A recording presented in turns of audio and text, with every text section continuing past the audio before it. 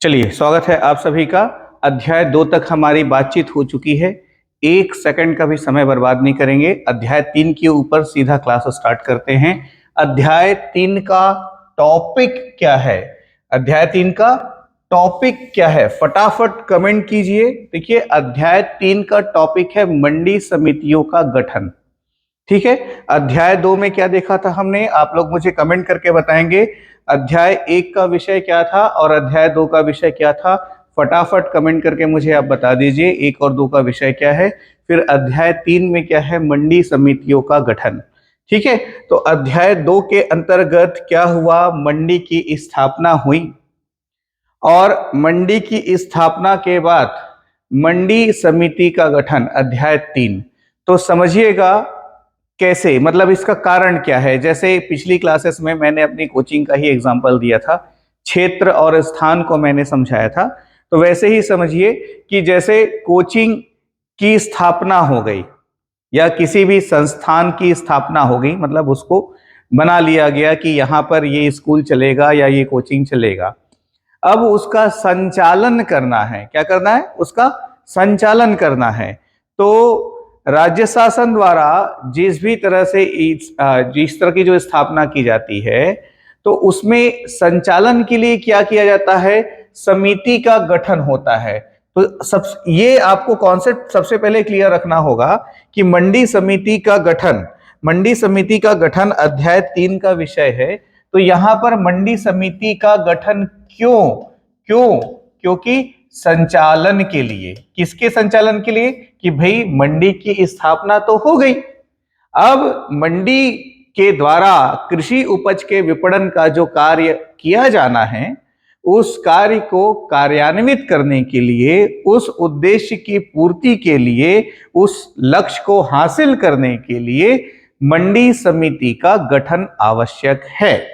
तो मंडी समिति का गठन अध्याय 3 का विषय है। मंडी समिति का गठन किसके द्वारा किया जाता है? तो ध्यान रखिएगा, मंडी समिति का गठन राज्य सरकार द्वारा किया जाता है। ये सबसे पहला प्रश्न हो गया कि मंडी समिति का गठन किस अध्याय में है? तो मंडी समिति का गठन अध्याय 3 में है। किसके द्वारा किया जाता है? तो मंडी समिति का गठन राज्य सरकार द्वारा किया जाता है। अब इसके अंतर्गत जो धाराएं हैं उसके ऊपर हम बात करें तो सबसे पहले आपको देखना है अध्याय 3 के अंतर्गत धारा 7। धारा 7 का विषय क्या है? मंडी समिति की स्थापना तथा उसका निगमन। निगमन मतलब कैसे उसकी उत्पत्ति हो। ठीक है, कैसे उसकी उत्पत्ति हो। मंडी समिति के गठन का उद्देश्य क्या है? तो उद्देश्य है मंडी का संचालन, है ना भाई। तो मंडी के संचालन के लिए मंडी समिति का गठन होगा राज्य सरकार द्वारा। अब धारा 7 में मंडी समिति की स्थापना तथा उसका निगमन। तो एक प्रश्न तो यही बनता है कि मंडी समिति का निगमन किस धारा के अंतर्गत होता है? तो मंडी समिति का जो निगमन है वो धारा 7 के अंतर्गत होता है। अब इसमें जो प्रमुख बिंदु है ये समझिएगा, प्रत्येक मंडी क्षेत्र के लिए एक मंडी समिति होगी। मंडी अधिनियम में यह बताया गया है कि प्रत्येक मंडी समिति क्षेत्र, मंडी क्षेत्र के लिए, प्रत्येक मंडी क्षेत्र के लिए एक समिति होगी। अब बात को गंभीरता से समझिएगा, अधिनियम में मंडी क्षेत्र के लिए एक समिति होगी, मंडी समिति होगी। मंडी प्रांगण के लिए नहीं बोला है, मूल मंडी के लिए नहीं बोला है, उपमंडी के लिए नहीं बोला है, या जो शॉपिंग कॉम्प्लेक्स है उसके लिए नहीं बोला है। तो अब मान लो प्रश्न दे दिया गया कि प्रत्येक उपमंडी के संचालन के लिए एक मंडी समिति होती है, तो यह कथन असत्य है। ठीक है, ध्यान दीजिएगा, मंडी क्षेत्र के लिए एक मंडी समिति होगी और वह जो मंडी समिति होगी उस मंडी क्षेत्र का जो मूल मंडी होगा, जो उप मंडी होगा या जो शॉपिंग कॉम्प्लेक्स होंगे, उन सभी का संचालन उसी एक मंडी समिति द्वारा होगी। और इस मंडी समिति के बारे में धारा 7 के अध्याय 3 में बताया गया है। यह वही बताया गया है कि जो एक मंडी समिति होगी उसकी अधिकारिता संपूर्ण मंडी क्षेत्र पर होगी। ठीक है, मैंने कल भी बताया था, पहले क्षेत्र का निर्धारण होगा, फिर मंडी की स्थापना होगी। तो बात बार बार घूम फिर के वही आ रही है। महत्वपूर्ण क्या है, शब्दों का अर्थ हमको समझना आवश्यक है ताकि प्रश्न की गंभीरता को समझा जा सके। ठीक है, तो मंडी समिति जो होती है वो उस पूरे मंडी क्षेत्र के लिए होती है ना। तो प्रत्येक मंडी क्षेत्र की एक मंडी समिति होगी जिसकी अधिकारिता संपूर्ण मंडी क्षेत्र पर होती है। कौन से? उस मंडी क्षेत्र पर होती है। दूसरे मंडी क्षेत्र पर दूसरे मंडी समिति की अधिकारिता नहीं रहेगी, ये भी समझिएगा। फिर देखिएगा, मंडी समिति की स्थापना धारा 4 के अधीन अधिसूचित किया जाएगा, है ना। मंडी क्षेत्र की अधिसूचना धारा 3 के द्वारा होगी और मंडी समिति मंडी की स्थापना की अधिसूचना जो है वो धारा 4 के अंतर्गत होगी। तो मंडी की स्थापना की अधिसूचना धारा 4 के अंतर्गत होगी। ठीक है, ठीक है। और फिर एक निकाय निगमित किया जाएगा, एक मंडी समिति बनाई जाएगी। उस मंडी समिति का शाश्वत उत्तराधिकार होगा किस पर? मंडी क्षेत्र में। ठीक है, उसकी एक सामान्य मुद्रा होगी। अब देखिएगा, मंडी समिति का शाश्वत उत्तराधिकार होगा, उसकी एक सामान्य मुद्रा होगी, वह अपने निगमित नाम से वाद चला सकेगी। ठीक है, जो भी उसका संचालन करता है, जो भी प्रबंध संचालक है ना भाई, राज्य सरकार द्वारा प्रबंध संचालक की नियुक्ति होगी, इसके ऊपर भी आगे की क्लासेस में हम चर्चा करेंगे। तो वह अपने निगमित नाम से वाद चला सकेगी, उक्त नाम से उसके विरुद्ध वाद चलाया जा सकता है। यहाँ पर जैसे कोई वाद विवाद होता है या परिवाद होता है तो समिति का जो भी संचालक या जो भी प्रबंधक है उसके नाम से होगा, है ना। ये ध्यान रखिएगा, यहाँ पर व्यक्ति विशेष जवाबदार नहीं है, उस पद पर जो व्यक्ति है या उस मंडी समिति का जो अध्यक्ष है वो जवाबदार होगा। ठीक है, और जो भी निर्बंध है या जो भी अधिनियम वगैरह द्वारा उसको जो भी आदेश या अधिकार दिए गए हैं, ठीक है, वो सब उसके ऊपर आरोपित किए जाएंगे, उसको दिए जाएंगे और उस पे रहते हुए वह संविदा करने के लिए, मतलब अपने द्वारा दी गई शक्तियों का प्रयोग करते हुए संविदा करने के लिए, किसी संपत्ति को अर्जित करने के लिए, धारण करने के लिए, पट्टे पर देने के लिए, बेचने के लिए, अन्यथा अंतरित करने के लिए और इस अधिनियम के प्रयोजनों द्वारा आवश्यक समस्त बातें करने के लिए सक्षम होगी। ये कौन सक्षम होगी? मंडी समिति सक्षम होगी, जिस मंडी समिति का निगमन धारा 7 के अंतर्गत हो रही है। तो मंडी समिति को क्या अधिकार दिए गए ये आपको जानना समझना आवश्यक है। मंडी समिति के पास क्या क्या अधिकार है? वह संविदा कर सकती है, संपत्ति को अर्जित कर सकती है, धारण कर सकती है, पट्टे पर दे सकती है, बेच सकती है, अन्यथा अंतरित कर सकती है, या इस अधिनियम के जो भी प्रयोजन है उसकी पूर्ति करने के लिए जो भी आवश्यक कार्य करने होंगे उसके लिए वह सक्षम होगी। ये धारा 7 में बताया गया है। ठीक है, लेकिन कोई भी स्थावर संपत्ति प्रबंध संचालक की पूर्व लिखित अनुज्ञा के बिना अर्जित नहीं की जाएगी, ये बात भी ध्यान रखिएगा। ठीक है, किसके द्वारा? कोई भी स्थावर संपत्ति प्रबंध संचालक की पूर्व लिखित अनुज्ञा के बिना अर्जित नहीं की जाएगी, मतलब कि प्रबंध संचालक की लिखित अनुमति आवश्यक है। ठीक, तो ये धारा 7 हुआ।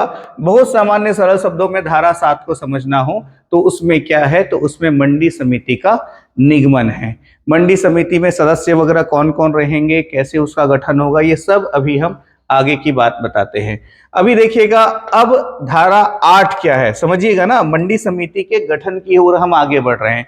तो धारा 7 के माध्यम से मंडी समिति का निगमन करते हुए ये बता दिया गया कि मंडी समिति के पास क्या अधिकार है या क्या कार्य है, उसके क्या कार्य है। तो संविदा धारण करने की, बेचने की, अंतरित करने की जो मैंने अभी बताया वो मंडी समिति का कार्य हुआ। ठीक, फिर देखिएगा, स्थानीय प्राधिकारी की संपत्ति का मंडी समिति में निहित होना, ये धारा 8 है।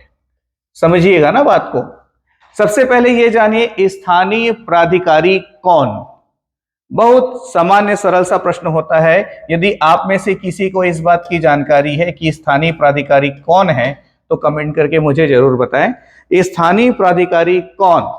तो जो भी नगर निगम, नगर पालिका, नगर पंचायत, जनपद पंचायत, जिला पंचायत, ग्राम पंचायत वगैरह के जो भी सदस्य हैं वो सभी स्थानीय प्राधिकारी होते हैं।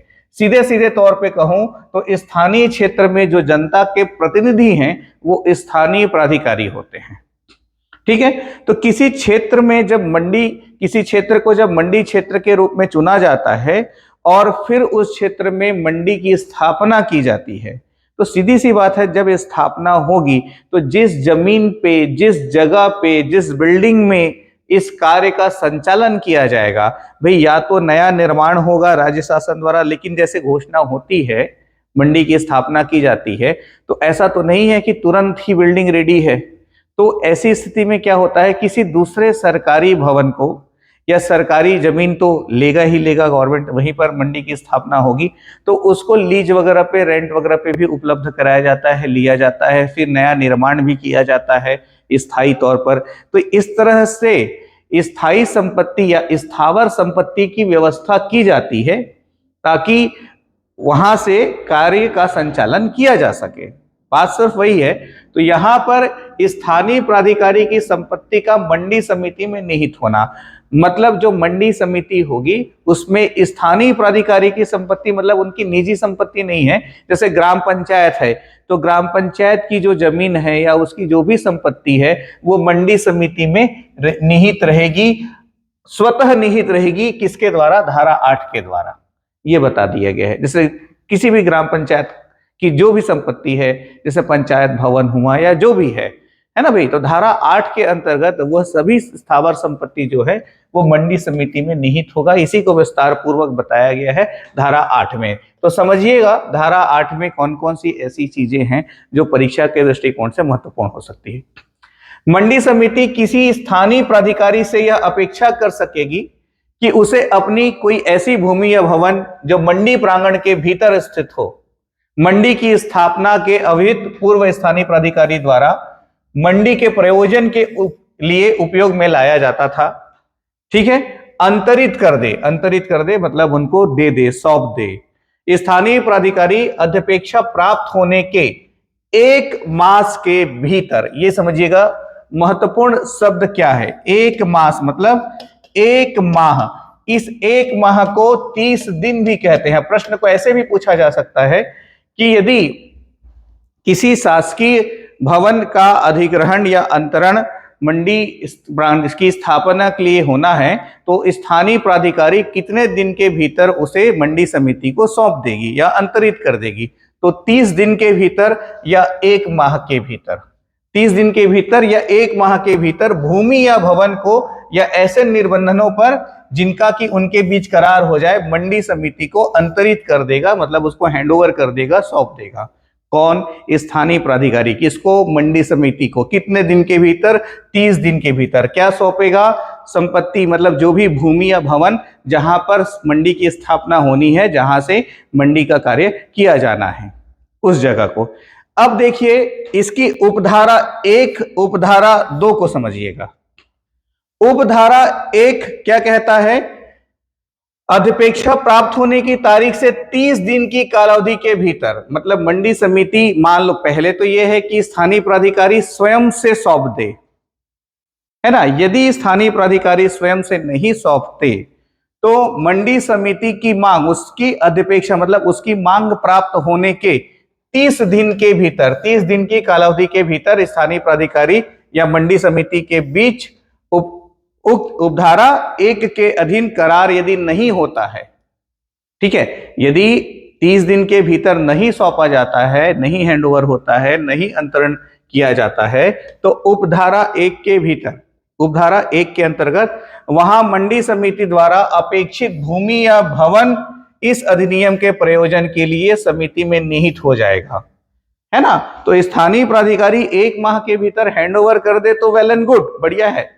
नहीं भी करते हैं तो उपधारा 1 यह कहता है कि वह संपत्ति स्वतः मंडी समिति में अंतरित माना जाएगा। मंडी समिति जो है उसको टेक ओवर कर सकती है और स्थानीय प्राधिकारी को उसके एवज में जो भी प्रतिकर मतलब जो भी टैक्सेस है या जो भी शुल्क है या जो भी कर वगैरह है वह दिया जाएगा। और इसका निर्धारण कौन करेगा? तो कलेक्टर करेगा। तो ये एक प्रश्न ये बनता है कि मंडी समिति की स्थापना के लिए, मंडी की स्थापना के लिए जिस भूमि एवं भवन का अंतरण स्थानीय प्राधिकारी द्वारा मंडी समिति को किया जाता है, प्रश्न को समझिएगा, मंडी की स्थापना के लिए जिस भूमि या भवन का अंतरण स्थानीय प्राधिकारी द्वारा मंडी समिति को किया जाता है, ठीक है, उसके तो मंडी समिति द्वारा जो भी प्रतिकर प्रदाय होगा उसका निर्धारण कौन करता है और किस धारा, ठीक है, तो कौन करता है, तो कलेक्टर करता है, ठीक है, किसके, उपधारा 5 के अधीन अवधारित किया जाएगा। तो जो प्रतिकर है उसका निर्धारण कौन करेगा, तो निर्धारण करेगा कलेक्टर। ये एक इंपॉर्टेंट बात हुई वनडे एग्जाम के लिए, आपका जो एग्जाम होना है, ठीक है। उपधारा 2 ऐसी व्यवस्था बनाता है, उपधारा 1 में ये है, देखिए धारा 8 में स्थानीय प्राधिकारी सीधे सीधे सौंप दे, मान लो नहीं सौंपे तो उपधारा 1 के अंतर्गत मंडी समिति उसका अंतरण कर लेगी और जो भी कलेक्टर बोलेगा उतना टैक्स प्रतिकर का संदाय करेगी, ठीक है। उपधारा 2 ऐसी व्यवस्था करता है कि कलेक्टर का आदेश अंतिम होगा और यह स्थानीय प्राधिकारी और मंडी समिति मतलब दोनों पक्षकारों पर बाध्य होगा, आबद्ध कर होगा। तो अंतिम निर्णय भी किसका होगा, कलेक्टर का होगा। अधिनियम द्वारा यह अधिकार किसको दिया गया है, कलेक्टर को दिया गया है। और यह बताया गया है अधिनियम की धारा 8 में कि कलेक्टर जो प्रतिकर का निर्धारण करेगा, जो टैक्स का निर्धारण करेगा, तो ये करते समय वो किन किन बातों का ख्याल रखेगा ये आपको देखना है। तो वार्षिक भाटक जिस पर उस भवन को प्रति वर्ष भाड़े पर दिए जाने की युक्तियुक्त रूप से प्रत्याशा की जा सकती हो, तो वार्षिक भाटक देखेगा कि उस जमीन या भवन का वार्षिक भाटक कितना बनता था। भवन की स्थिति या दशा देखेगा कि वह जो भवन है, वह जो सरकारी भवन है, वो किस तरह की स्थिति में है, कैसी दशा में है, ठीक है। ऐसे भूमि के अर्जन के लिए स्थानीय प्राधिकारी द्वारा दी गई प्रतिकर की रकम, ठीक है, जैसे पंचायत ने उसका अधिग्रहण किया है तो पंचायत द्वारा क्या रकम अदा की गई है या की जाती है, या उस भूमि का वर्तमान बाजार मूल्य, और उसके साथ साथ स्थानीय प्राधिकारी द्वारा उस भूमि पर परिनिर्मित किए गए किसी भवन की या भूमि पर निष्पादित किए किसी अन्य कार्य की लागत और उसका बाजार मूल्य। तो इन बातों का ख्याल रखते हुए कलेक्टर द्वारा प्रतिकर का निर्धारण किया जाएगा। यह प्रतिकर मंडी समिति द्वारा देय होगा, ठीक है। तो धारा 8 के अंतर्गत भूमि या भवन देने से स्थानीय प्राधिकारी मना नहीं कर सकता मंडी समिति को, यह ध्यान रखिएगा, ठीक है। उपधारा 5 के बारे में अभी हम बात कर चुके हैं कि इस मामले में कलेक्टर का जो निर्णय है वो अंतिम होगा, ठीक है। उपधारा 2 ने बताया कलेक्टर का निर्णय अंतिम होगा, ठीक है।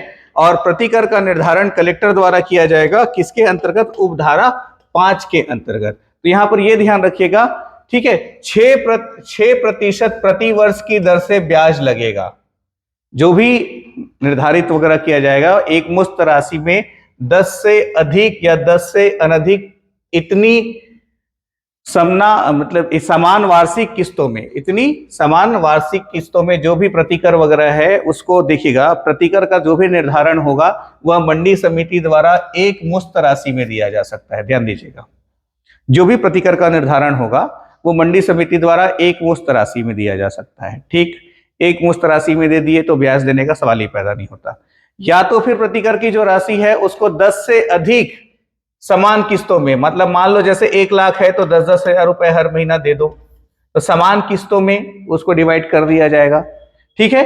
और या तो फिर प्रतिकर का संदाय किस्तों में किया जाएगा, लेकिन मान लो जैसे 10 इंस्टॉलमेंट में नहीं दे पा रहे हैं तो फिर प्रतिकर का संदाय जो है कलेक्टर द्वारा जो किया जाएगा वो और किस्तों में कर दिया जाएगा, लेकिन इस बार क्या होगा, 6% का ब्याज लगेगा।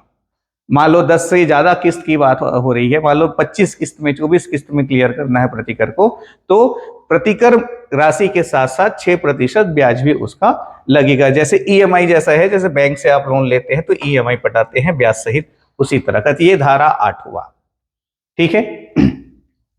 समझ में आ रहा है, नहीं आ रहा है, चीजें सामान्य सरल सहज महसूस तो होती हैं, है नहीं, सिर्फ शब्दों का खेल है। जैसा मैं बार बार कह रहा हूं, 33 प्रश्न आने हैं, आप लोगों को भी मालूम है। बनेगा नहीं बनेगा वाली तो कोई बात ही नहीं है। बस ये है कि आप गंभीरता से इसको ले, थोड़ा सा ही पोर्शन है, बार बार पढ़ें। और एक चीज मैं जरूर बता रहा हूं, ये जो 33 क्वेश्चन है ना, ये एकदम डिसीजन मेकिंग रहेंगे। जिस स्टूडेंट ने समझदारी से इसको मूव किया, निश्चित तौर पर उसका स्कोर काफी अच्छा रहेगा। पद भी बहुत अच्छा है, बहुत सारे फॉर्म भरे गए हैं, तो कंपटीशन भी अच्छा है। ठीक है, आगे बढ़ते हैं धारा 9 की तरफ। क्लास कैसी लगी कमेंट करके मुझे जरूर बताएं। आप लोग थोड़ी मेहनत आप लोग भी किया कीजिए कमेंट करने में। यदि कहीं कोई दिक्कत हो तो भी कमेंट करें, अच्छा है तो भी कमेंट करें।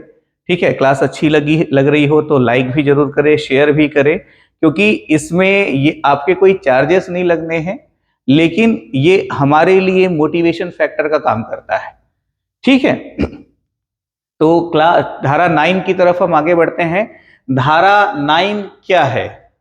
तो धारा 9 जो है, धारा 9 जो है, बोर्ड या मंडी समिति के लिए भूमि का अर्जन। ध्यान दीजिएगा, बोर्ड या मंडी समिति के लिए भूमि का अर्जन स्थानीय प्राधिकारी द्वारा जो होगा, उसके ऊपर अभी हमने धारा 8 में बात की।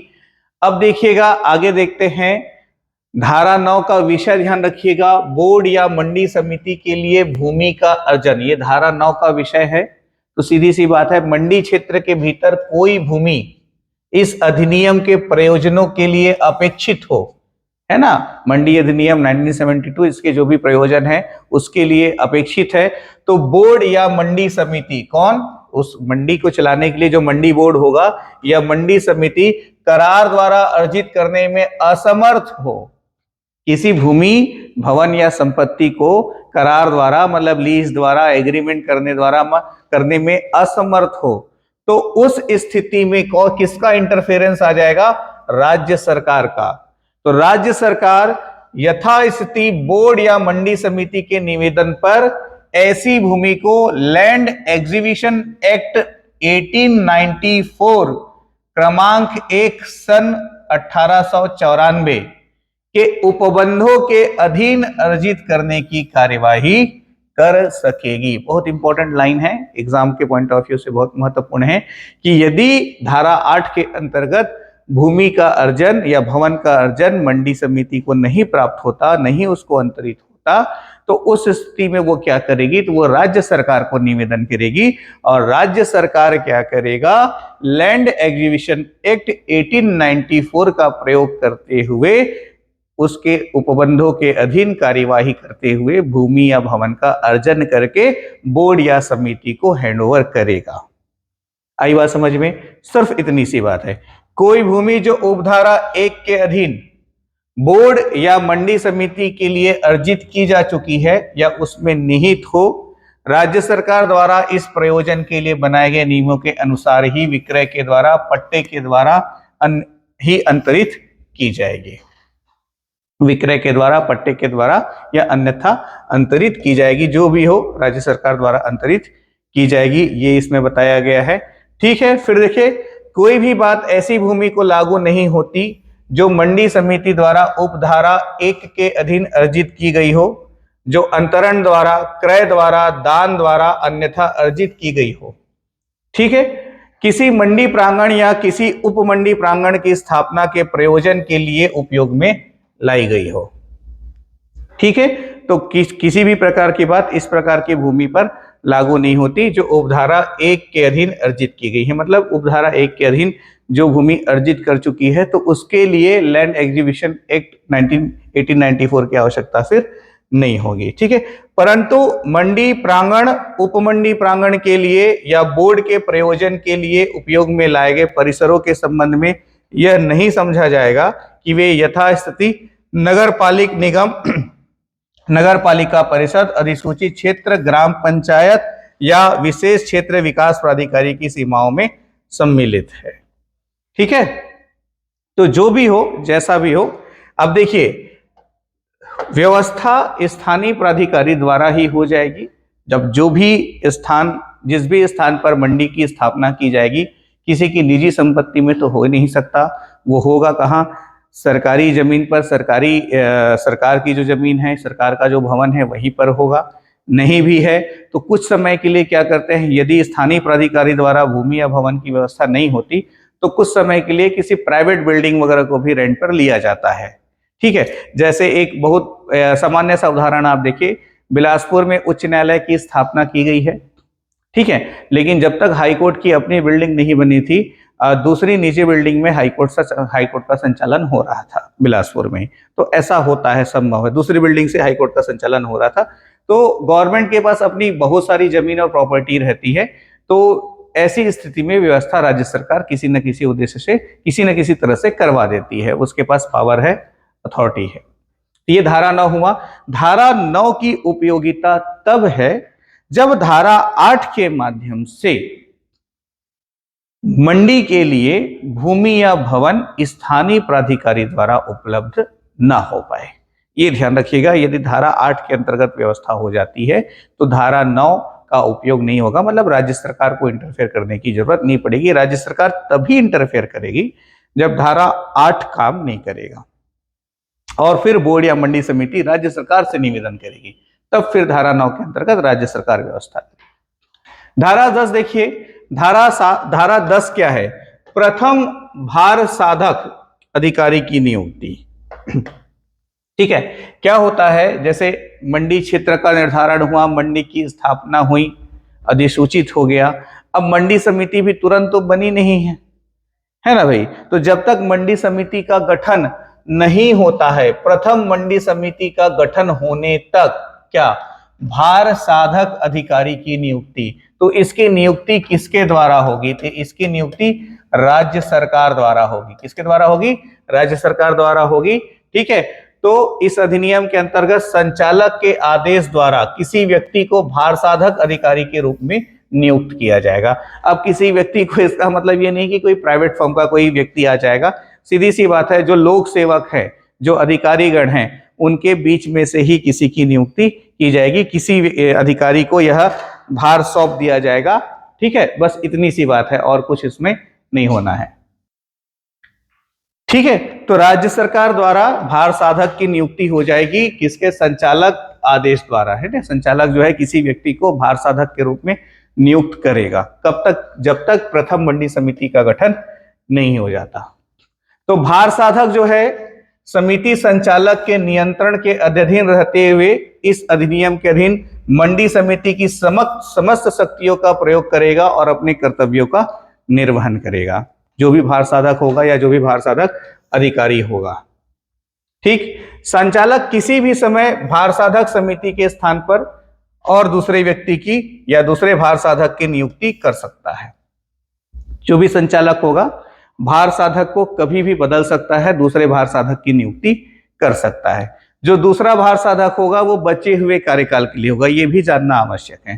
ठीक है, तो ये देखिए लिखा भी है, जो भी दूसरा भार साधक होगा वो शेष अवधि तक पद धारण करेगा।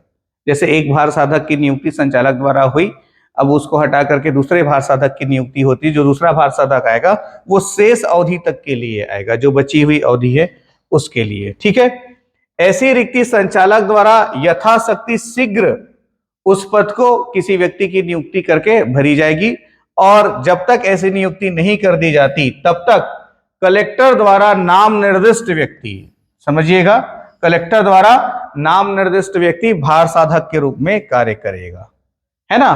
तो यदि संचालक द्वारा भार साधक की नियुक्ति नहीं की गई है कर्तव्यों का निर्वहन करने के लिए, तो उस स्थिति में किसके द्वारा, कलेक्टर द्वारा नाम निर्दिष्ट व्यक्ति कार्य करेगा।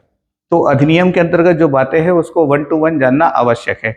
जब तक प्रथम मंडी समिति का गठन नहीं हुआ है, क्या होगा, भार साधक की नियुक्ति कौन करेगा, संचालक। ठीक है, राज्य सरकार के द्वारा जो संचालक है उसके द्वारा नियुक्ति होगी। यदि संचालक ने भार साधक की नियुक्ति नहीं की है तो कौन करेगा, कलेक्टर द्वारा नाम निर्दिष्ट किया जाएगा उस व्यक्ति का। तो कलेक्टर ही अपने जिले के किसी अधिकारी को उस पद पर नियुक्त कर देगा। जो भी भार साधक को किसी भी समय संचालक बदल सकता है, जो नया भार साधक आएगा वो बचे हुए कार्यकाल के लिए आएगा, शेष अवधि तक पद धारण करेगा। ये महत्वपूर्ण बातें बताई गई हैं। अब यदि किसी कारण से भार साधक का पद रिक्त हो गया हो, कैसे हो सकता है, अधिकारी की अचानक मृत्यु हो जाए या वह उस पद से त्याग दे दे या छुट्टी पर चले जाए या उसका निलंबन हो जाए, तो इस ऐसी कोई घटना घटती है तो उसको आकस्मिक रिक्ति हो गई, ये समझा जाएगा। ठीक है, भार साधक की आकस्मिक रिक्ति हो गई, तो आकस्मिक रिक्ति होने पर फिर से क्या होगा, संचालक द्वारा नए भार साधक की नियुक्ति की जाएगी। फिर से क्या होगा, संचालक द्वारा नए भार साधक की नियुक्ति की जाएगी और जो नया भार साधक होगा वो क्या होगा, बचे हुए कार्यकाल के लिए होगा। फिर इसमें एक चीज और महत्वपूर्ण है, ध्यान दीजिएगा, भार साधक की नियुक्ति एक अवधि के लिए होगी, तब तक के लिए जब तक मंडी समिति का गठन नहीं हो जाता, जब तक मंडी समिति का गठन नहीं हो जाता, है ना। अब यदि मंडी समिति का गठन जिस समय तक होना था उसके पूर्व ही मंडी समिति का गठन हो गया, एक उदाहरण से मैं आपको बताता हूं, जैसे 31 मार्च तक मंडी समिति का गठन होना था, लेकिन मंडी समिति का गठन 5 मार्च को ही हो गया। ठीक है, तो जो भार साधक होगा वह मंडी समिति के प्रथम सम्मेलन तक पद धारण करेगा, उसके बाद मंडी समिति के प्रथम सम्मेलन तक पद धारण करेगा, उसके बाद उसका पद जो है स्वतः समाप्त हो जाएगा। ये भी क्लियर रखिएगा। तो कब तक, मंडी समिति के प्रथम सम्मेलन तक। ठीक है, उसके बाद फिर इसमें देखिएगा उपधारा 1 के अधीन, अभी ये बात पहले भी आपको मैंने क्लियर की है, बताया है, प्रबंध संचालक कभी भी भार साधक को हटा सकेगा या उसकी जगह किसी दूसरे व्यक्ति को नियुक्त करने की शक्ति प्रबंध संचालक के पास होगी। किसकी, भार साधक की हम बात कर रहे हैं।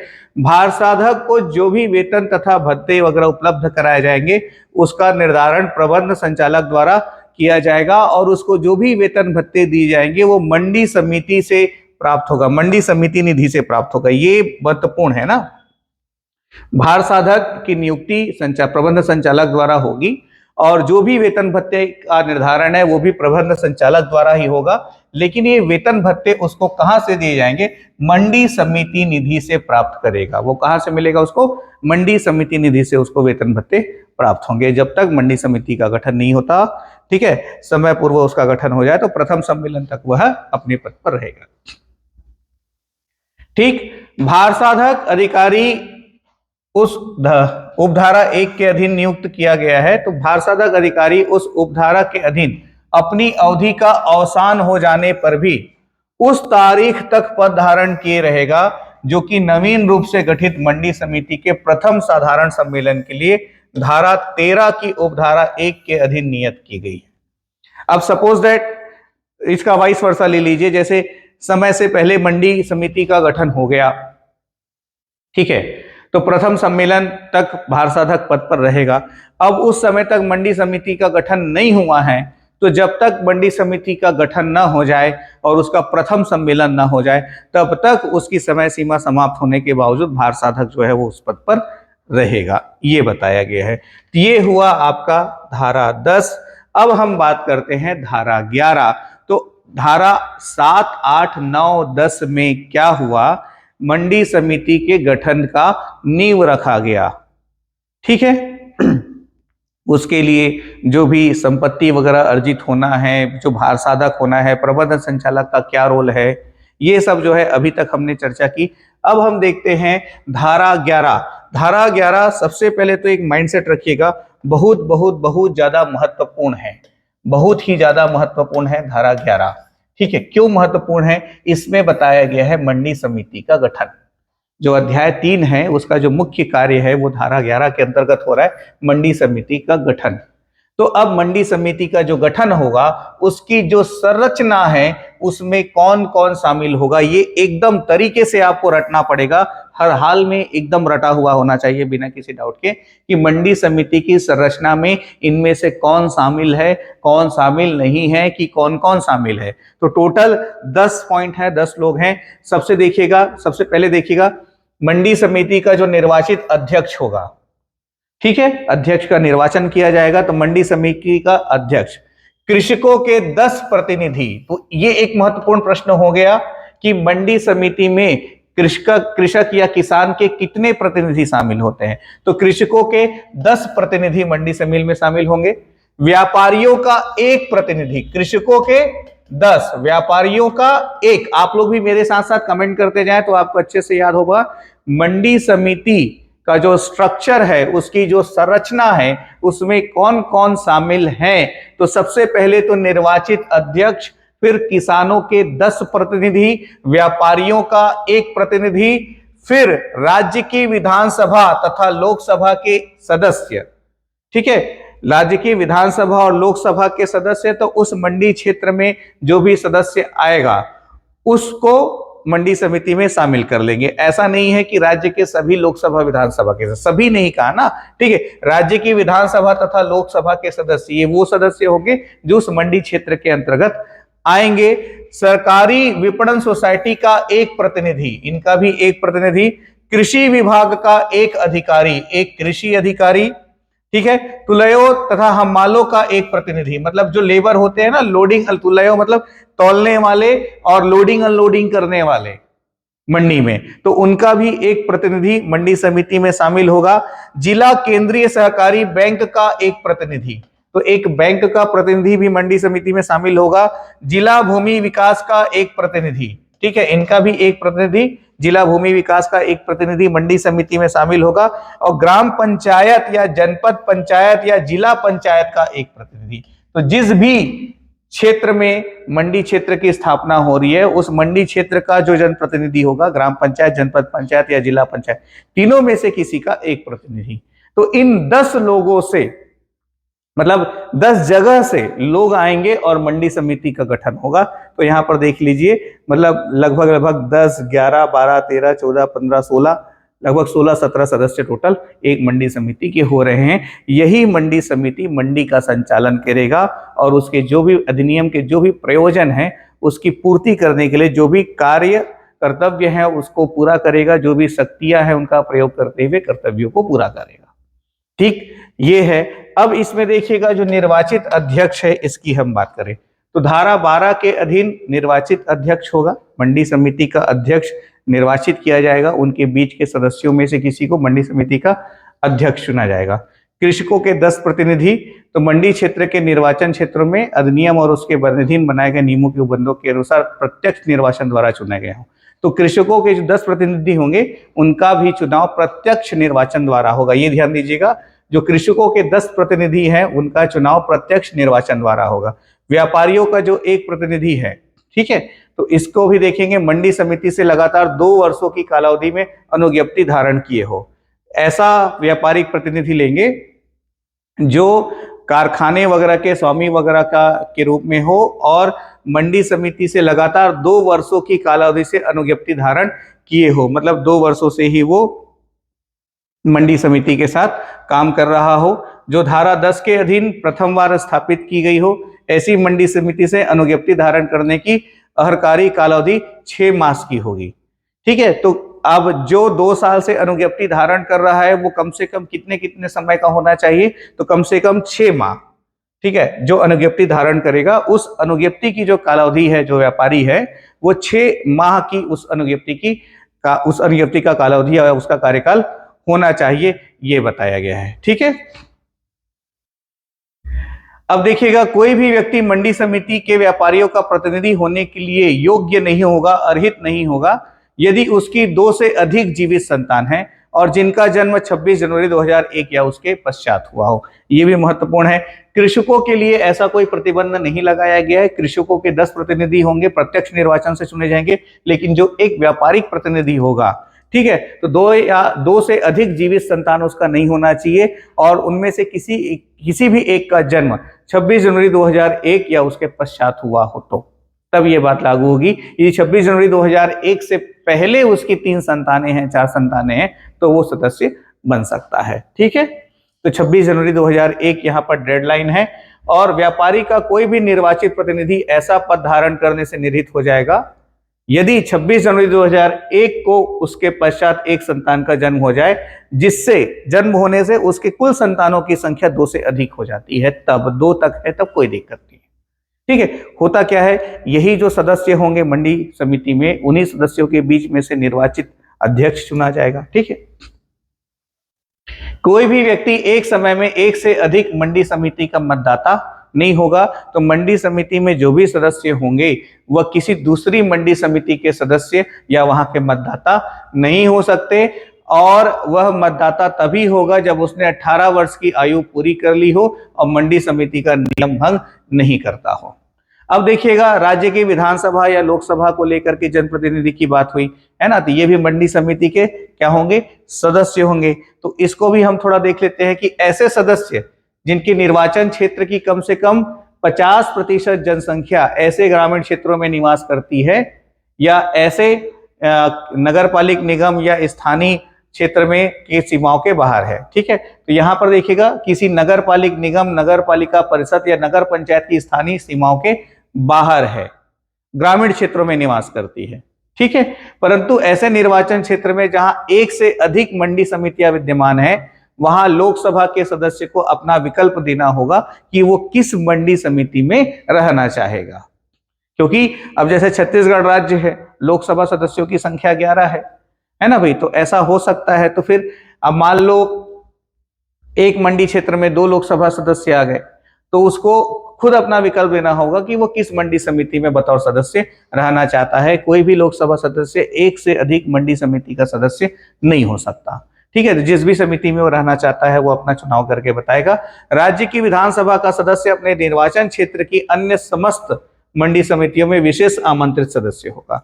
तो जो विधायक वगैरह होंगे, जो विधानसभा सदस्य होंगे, वे विशेष आमंत्रित सदस्य होंगे। ठीक है, मंडी समिति का। सहकारी विपणन सोसाइटी का एक प्रतिनिधि, ठीक है, तो सोसाइटी की प्रबंधकारिणी समिति द्वारा इसका निर्वाचन किया जाएगा। तो ये भी ध्यान रखिएगा कि सहकारी विपणन सोसाइटी का एक जो प्रतिनिधि मंडी समिति में शामिल होगा, उसका निर्वाचन सोसाइटी की प्रबंधकारिणी समिति द्वारा किया जाएगा। ठीक है, कृषि विभाग का एक अधिकारी, इसका नाम निर्दिष्ट कलेक्टर द्वारा किया जाएगा। क्या, किसके द्वारा? कलेक्टर द्वारा कृषि विभाग के अधिकारी का नाम निर्दिष्ट किया जाएगा। जो तुलैया हेमाल वगैरह है, जो लोडिंग अनलोडिंग वगैरह का काम करते हैं, ठीक है, तो एक प्रतिनिधि जो मंडी समिति से अनुज्ञप्ति धारण करता हो, जिसे अध्यक्ष द्वारा नाम निर्दिष्ट किया जाएगा। तो मंडी समिति का जो अध्यक्ष होगा उसके द्वारा नाम निर्दिष्ट किया जाएगा, और वह मंडी समिति से अनुज्ञप्ति धारण करता रहा हो, काम करता रहा हो, ऐसे व्यक्ति को। जिला केंद्रीय सहकारी बैंक का एक प्रतिनिधि, ठीक है, तो ऐसे बैंक का अध्यक्ष होगा या उसकी प्रबंधन समिति का ऐसा अन्य सदस्य होगा जो ऐसे बैंक के अध्यक्ष द्वारा नाम निर्दिष्ट किया जाए। तो जिला केंद्रीय सहकारी बैंक का जो एक प्रतिनिधि होगा वो उसका अध्यक्ष होगा, या तो अध्यक्ष द्वारा ही नाम निर्दिष्ट किया जाएगा कि मंडी समिति का सदस्य कौन होगा। जिला भूमि विकास बैंक का एक प्रतिनिधि, तो इसमें भी उस बैंक का अध्यक्ष होगा, या तो फिर अध्यक्ष जो है किसी का नाम निर्दिष्ट करेगा। ग्राम पंचायत, जनपद पंचायत या जिला पंचायत का एक प्रतिनिधि, तो जिला पंचायत के अध्यक्ष द्वारा नाम निर्दिष्ट किया जाएगा। तीनों में से कहीं का एक प्रतिनिधि बतौर सदस्य शामिल होगा, लेकिन उसका नाम निर्दिष्ट किसके द्वारा किया जाएगा? तो उसका नाम निर्दिष्ट जो है जिला पंचायत अध्यक्ष द्वारा किया जाएगा। ठीक है, ये ध्यान रखिएगा। फिर देखते हैं धारा 11 का। धारा 11 का में क्या बताया गया है? तो मंडी क्षेत्र का निर्वाचन क्षेत्रों में विभाजन तथा स्थानों का आरक्षण। अभी हम धारा 11 पे बात किए। धारा 11 के अंतर्गत हमने क्या देखा? मंडी समिति का गठन किस प्रकार होगा, कौन कौन उसके सदस्य होंगे। ठीक है, तो अध्याय 3 थोड़ा लंबा है। धारा 11 तक हमारी बातचीत अभी हो चुकी, धारा 11 तक हमने कवर कर लिया। इसके आगे अभी थोड़ी देर बाद मैं जो अपनी अगली क्लास रिकॉर्ड करूंगा उसमें इसके आगे के पोर्शन को डील करूंगा, थोड़ा ब्रेक लेने के बाद। ठीक है, so wish you all the best. Class के साथ आप लोग बने रहें, और जैसा मैंने पहले भी आप लोगों को बताया है कि हमारा जो मोबाइल एप्लीकेशन है द CGPSC कोच, जिसको आप गूगल प्ले स्टोर से डाउनलोड कर सकते हैं, उसमें शिक्षक भर्ती है, सहायक शिक्षक है, हॉस्टल वार्डन है, CGPSC प्री है, व्यापम है। इन सभी कोर्सेज में कंप्लीट 1 साल का जो कोर्स है वह सिर्फ 99 रुपीज की फीस में आपको अभी एडमिशन दिया जा रहा है। तो इसका ज्यादा से ज्यादा लाभ ले। इसमें एडमिशन लेने के लिए जो लास्ट डेट है वो आपका 28 फरवरी तक का है। तो आप जरूर इसको ज्वाइन करें और अपने मित्रों को ये जानकारी जरूर शेयर करें। Wish you all the best. अभी थोड़ी देर बाद मैं अगली क्लास रिकॉर्ड करके अपलोड करूंगा। तो धारा 11 क से हम वहां पर आगे बढ़ेंगे, और क्लास को रेगुलरली पूरा फॉलो करते हुए, बार बार रिवाइज करते हुए तगड़ी तैयारी कीजिए। समय ज्यादा है नहीं, और लगभग आने वाले 3 से 4 दिनों में पूरा का पूरा पोर्शन मैं आपका कंप्लीट करवा दूंगा। तो अगली क्लास थोड़ी देर बाद आपको उपलब्ध हो जाएगी, तब तक के लिए इस क्लास का आप पूरा फायदा उठाएं।